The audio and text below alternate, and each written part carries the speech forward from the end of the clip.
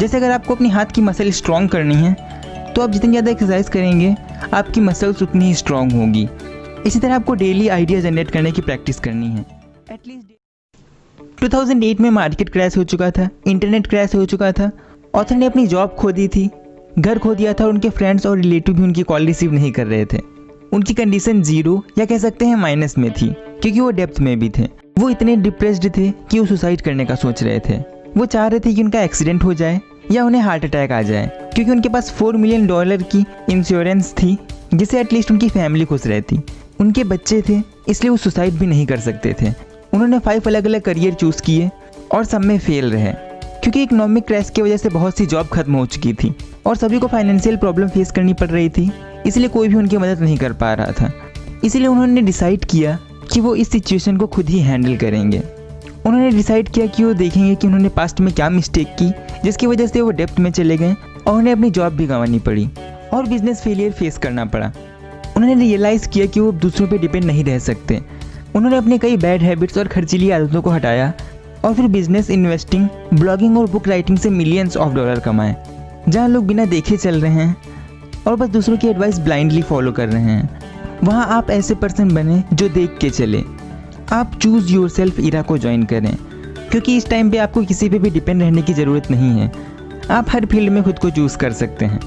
इसका मतलब ये नहीं कि सभी को जॉब छोड़ के सिर्फ बिजनेस ही करना चाहिए, बट एटलीस्ट आप वो जॉब या करियर चूज़ करें जो आप चाहते हैं, जिसके लिए आप पैशनेट हैं। ऐसा हो सकता है कि आपकी जॉब दूसरों पे डिपेंड करे या आप खुद का करियर और बिजनेस चूज़ कर रहे हों।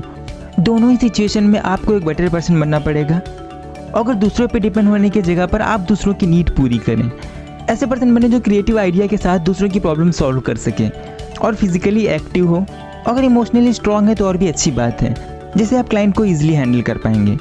इसलिए इस वीडियो में मैं आपको बताऊंगा कि कैसे आप एक आइडिया जनरेटिंग मशीन बन सकते हैं और कैसे खुद को मेंटली, फिजिकली, इमोशनली और स्पिरिचुअली स्ट्रांग कर सकते हैं।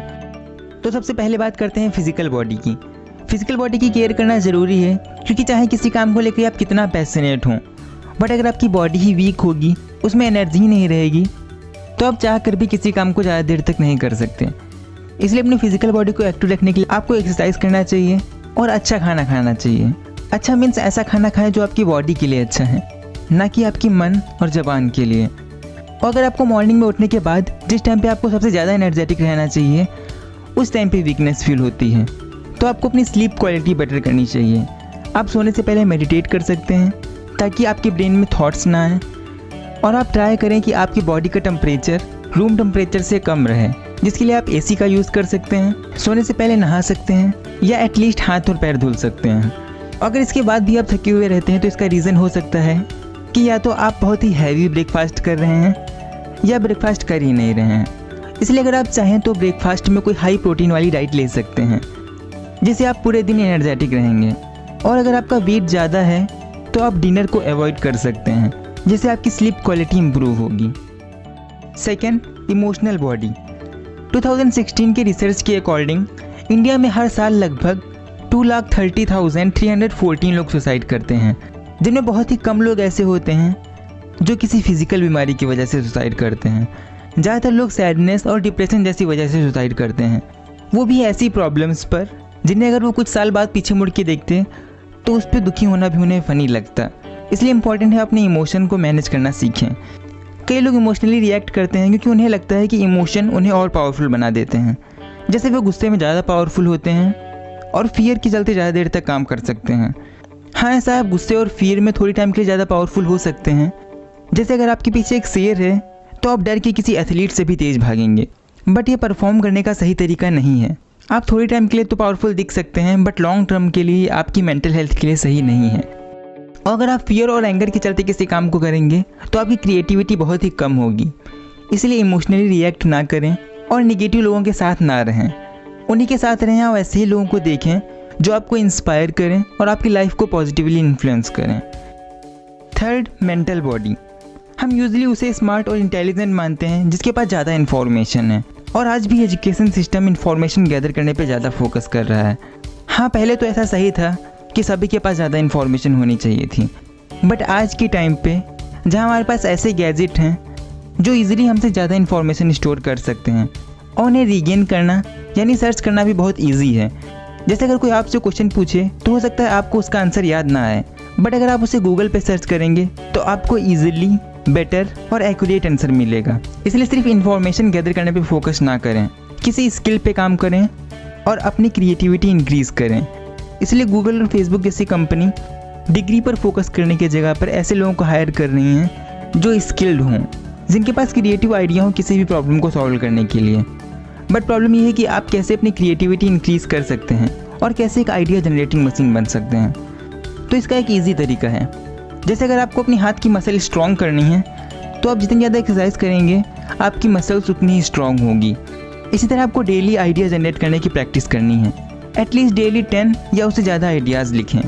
आप किसी भी टॉपिक पे आइडियाज़ लिख सकते हैं, जैसे बिजनेस आइडियाज़, बुक्स आइडियाज़, या आप कैसे किसी रूम में बैठे पर्सन को सरप्राइज़ कर सकते हैं, या आप कैसे एक डोर को बेटर बना सकते हैं, या कैसे किसी बाइक की डिज़ाइन को चेंज करके उसे और कंफर्टेबल बना सकते हैं। और कोई फ़र्क नहीं पड़ता कि आप उन आइडियाज़ को दोबारा देखें या ना देखें। इसका पर्पज़ सिर्फ ये है कि आप अपनी आइडिया जनरेटिंग एबिलिटी को स्ट्रॉन्ग करें। स्टार्टिंग के 5 से 6 आइडियाज़ जनरेट करने में तो आपको कोई प्रॉब्लम नहीं होगी, बट लास्ट के कुछ आइडियाज़ जनरेट करने में आपको प्रॉब्लम होगी। जैसे जब आपकी मसल्स एक्सरसाइज से थक जाती हैं तो जब आप लास्ट के रेप्स करते हैं तो उससे आपकी मसल्स ज़्यादा स्ट्रॉन्ग होती हैं। सेम इसी तरह जब आप लास्ट के आइडियाज़ जनरेट करेंगे जिन्हें जनरेट करना आपके लिए बहुत ही मुश्किल है, तो इससे आपकी आइडिया मसल बहुत ही स्ट्रॉन्ग होगी। 4th, spiritual body. हो सकता है आपको लगे अगर आप खुद को फिजिकली, इमोशनली और मेंटली स्ट्रॉन्ग कर लेते हैं तो स्पिरिचुअलिटी की क्या नीड। बट ये ज़रूरी है क्योंकि हो सकता है कि आप सारे काम अच्छे से करें और फिर भी फेल हों, और आप सिर्फ गोल ओरिएंटेड हों जिसकी वजह से आप प्रोसेस पे ध्यान ही ना दे पा रहे हों और सिर्फ गोल का ही सोच रहे हों। इसलिए आप प्रेजेंट में रहने की प्रैक्टिस करें और स्पिरिचुअली भी खुद को ग्रो करें, जिससे आप किसी भी फेलियर को ईजिली ओवरकम कर पाएंगे। और अगर आप स्पिरिचुअलिटी को ज़्यादा टाइम नहीं दे सकते तो सिर्फ ये प्रैक्टिस करें कि आप जो भी काम करें पूरे इन्वॉल्वमेंट के साथ करें, क्योंकि अगर आप किसी भी काम को पूरी तरीके से इन्वॉल्व होकर करेंगे तो इससे आपके माइंड में थॉट्स नहीं आएंगे और आप हमेशा मेडिटेटिव स्टेट में रहेंगे, और जिससे आपकी परफॉर्मेंस भी इम्प्रूव होगी। अगर आपको स्पिरिचुअलिटी के बारे में और भी बातें जाननी हैं तो इसके लिए आप इनर इंजीनियरिंग इस बुक की समरी देख सकते हैं, जिसका लिंक आपको डिस्क्रिप्शन में और इस वीडियो के एंड में मिल जाएगा। अगर आपको फिजिकली, मेंटली और इमोशनली खुद को स्ट्रॉन्ग करना है तो इम्पॉर्टेंट है आप डेली खुद को 1% बेटर करें, क्योंकि अगर आप शुरुआत में बड़े एक्शन लेंगे तो जल्दी ही गिव अप कर देंगे। इसलिए सिर्फ ये देखें कि आप अभी की सिचुएशन से खुद को कैसे 1% बेटर कर सकते हैं। और अगर आप डेली सिर्फ 1% ही बेटर करते हैं तो आप 1 ईयर में 37 टाइम्स बेटर हो जाएंगे। तो इस वीडियो में हमने देखा कि कैसे आप खुद को फिजिकली इंप्रूव कर सकते हैं, जिसके लिए आपको एटलीस्ट डेली 30 मिनट एक्सरसाइज करनी चाहिए और अच्छा खाना खाना चाहिए। और अगर आप मॉर्निंग में थके रहते हैं तो आपको अपनी स्लीप क्वालिटी इंप्रूव करनी चाहिए, और बेटर है कि आप मॉर्निंग में प्रोटीन डाइट लें। फिर हमने देखा कि कैसे आप अपनी इमोशनल बॉडी इंप्रूव कर सकते हैं, जिसके लिए आपको ऐसे लोगों के साथ रहना है या ऐसे लोगों को सुनना है जो आपको इंस्पायर करें और पॉजिटिवली इन्फ्लुएंस करें।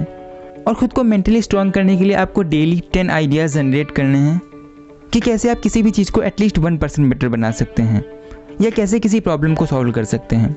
फिर स्पिरिचुअल बॉडी को इम्प्रूव करने के लिए हमने देखा कि आप किसी भी काम को करें तो फुल इन्वॉल्वमेंट के साथ करें, जिससे आपके माइंड में थॉट्स ना आए और आप फुल क्रिएटिविटी के साथ किसी भी काम को कर पाएँ। अगर आपको स्पिरिचुअलिटी के बारे में और बातें जानना है तो आपको इनर इंजीनियरिंग की बुक समरी इस वीडियो के एंड स्क्रीन में मिल जाएगी। तो ये सारी बातें मैंने आपको बताई book choose yourself by James Altucher से। अगर आपको और भी बातें जाननी हैं तो आप इस बुक को रीड कर सकते हैं, और अगर आपको ये बुक बाय करनी है तो आपको इसका लिंक डिस्क्रिप्शन में मिल जाएगा। तो आज के लिए बस